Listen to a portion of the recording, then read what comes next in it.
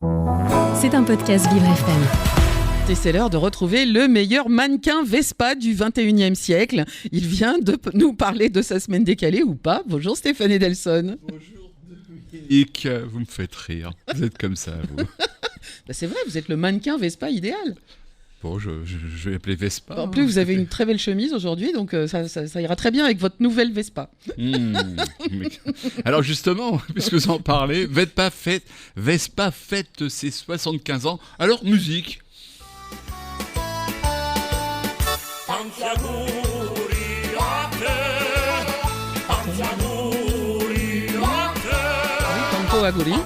Tanta aguri, je sais pas, retenez les paroles, et plusieurs couplets. C'est bon, hein, alors. Vespa, c'est la Dolce Vita, les vacances romaines, un film de Nanni Moretti ou tout simplement une chronique très attendue sur l'antenne de Vivre FM. Se mouvoir en Vespa, c'est inviter quiconque.e à grimper dessus, avec la promesse d'une longue promenade assise en Amazon. Bref, soyons trivial, c'est un piège à gonzesse, où faisons fi de l'écriture inclusive et de ses conséquences. C'est un piège à gonzesse, qui est toujours mieux qu'une cage à gougou, voilà. On est d'accord. Et c'est ainsi depuis 75 ans, exactement l'âge de celle qui s'est assise sur mon véhicule au feu rouge, avec le chapeau rouge qu'on peut voir là. Et Vespa sort pour l'occasion un modèle anniversaire avec du pétrole dans le réservoir, parce que c'est avec de la bonne essence qu'on fait les bons moteurs. On écoute le président de Piaggio France. Jean-Charles de Saint-Pastou, président de Piaggio France. Toutes les générations se retrouvent très très bien autour de la Vespa. C'est assez fédérateur, Vespa. Ouais. Qu'est-ce qu'on va voir comme nouvelle Vespa ?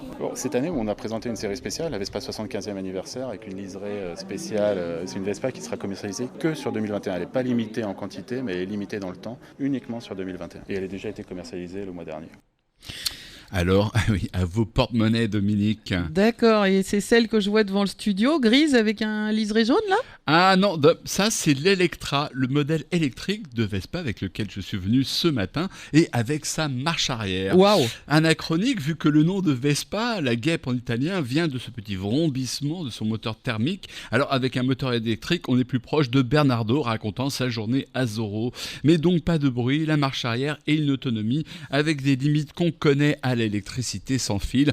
On peut conduire sous la pluie sans risque d'électrocution pour répondre à Claude F du Moulin de Danois. Voilà.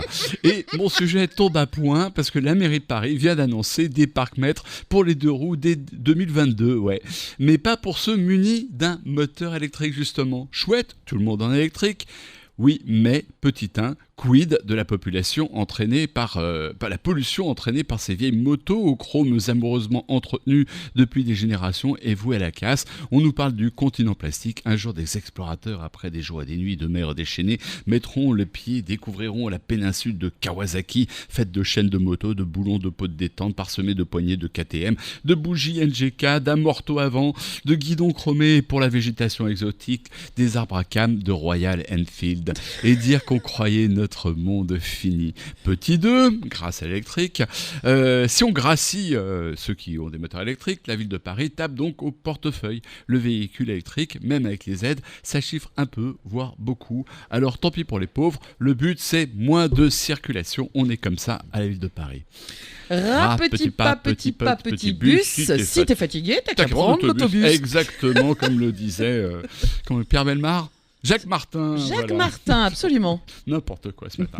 Alors David Béliard, vous savez, l'adjoint au transport à l'hôtel de ville, oui. Celui que Anne Hidalgo appelle mon Béliard, ma saucisse, a dû adorer le temps du confinement. Il est vrai que ce petit virus du Covid fut beaucoup plus efficace pour toutes les politiques de la ville en matière de fluidité de trafic que toutes les politiques qu'on a connues. Alors c'est l'occasion de nous intéresser à tous ces galériens aussi, cette histoire de parc-mètres, tous les galériens d'Uber Eats et de Deliveroo qui deviendront tous des gars, qui sont déjà tous des gars sous-payés pour vous apporter une carte fromage, merguez chorizo, un McDo froid et une salade fraîcheur sur leur vieille mob achetée sur le Bon Coin. Vont-ils payer un parc-mètre pour un job où la course est quand même à 3 € sans protection sociale, ni retraite, ni chômage? Oui, ne l'oublions pas, le véhicule n'est pas fourni par Deliveroo avec la commande et les plus pauvres, le lumpen auto-entrepreneurial comme on dit à Bercy, utilise lui des Vélib. D'ailleurs, maintenant que le confinement est fini, même eux, ils devront contribuer à leur déplacement comme des milliers d'étudiants, d'anciens automobilistes, de piétons fatigués de courir après l'autobus Vélibus. Oui, Vélib ne sera plus en accès gratuit pour les abonnés, mais limité à 2 déplacements jour pour la version aide électrique. Voilà. Et bah ouais. Autre actu, j'ai vu notre Sherpa. Bon, on va pas parler quand même vélo tout le temps. Hein. Le grand sage de l'analyse politique, Nicolas Doménac. On a causé régional. Je vous rappelle que dimanche, c'est la fête des pères. Et cela évoque les pères de notre belle nation, de Robespierre à De Gaulle, en passant par Sarko et Carla. Rien qu'à l'évocation de leur nom, il nous rappelle que voter, c'est pas de la cacasse à cul nu. Hein. Il faut éviter de s'abstenir. Et donc l'abstention, la montée du RN, on en parle sur les chaînes télé. Donc j'ai demandé à Nicolas Doménac si le régime présidentiel actuel, avec une Assemblée nationale dévouée à Macron, ne laissait pas les maires comme seuls et petits uniques contre-pouvoir. On l'écoute.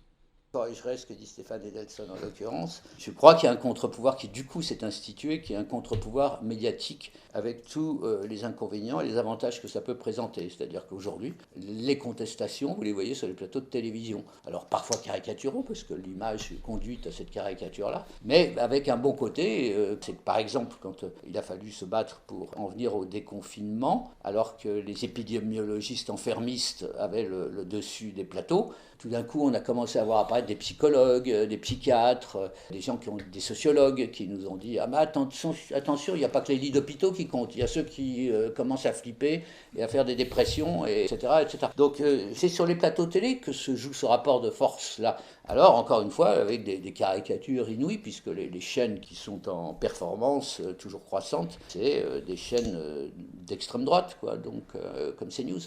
Donc ça pose effectivement un problème. C'est la faute de ce pouvoir solitaire. Donc c'est le café du commerce à la télé. Exactement. Alors parfois, avec des potions magiques, par moments, vous avez des débats qui vous tirent vers le haut. Et puis, trop souvent, hélas, la culture du clash qui vous amène, comme celle du clic, qui vous amène à la claque.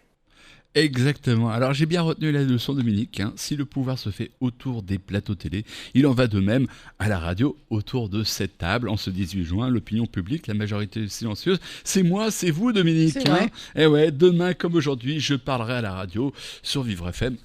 Ça va de soi. Hein. Donc on vous retrouve la semaine prochaine. Il y a des chances, oui. Ah, merci, c'est chouette, avec une belle chemise et une belle Vespa. Une autre alors. D'accord, ça marche. Salut Stéphane. C'était un podcast Vivre FM.